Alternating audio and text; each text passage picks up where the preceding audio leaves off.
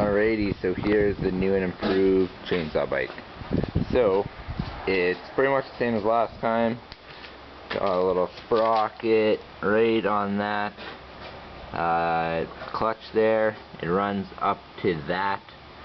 That's a 35 tooth sprocket, I think, and this one over here is 16, I think.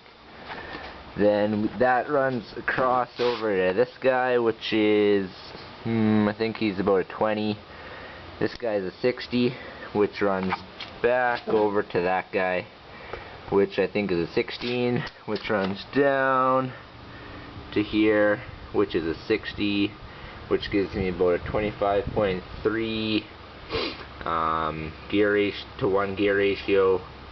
This is just a tired kind of clamp, old rubber, an old rubber tire clamped with these bolts onto the sprocket.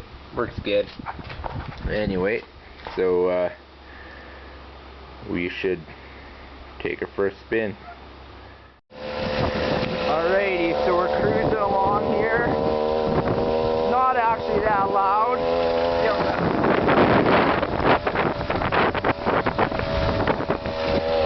I don't know if you can see how fast we're going, but we're going to the wind, so that's a bummer.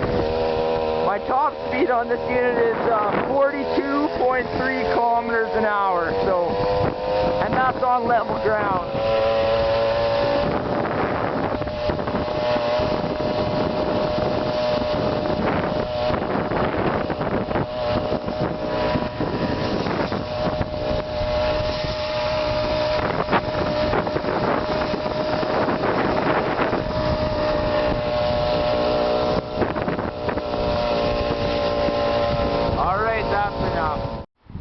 So my max speed on that trip was 42.8 kilometers per hour, which is not too bad.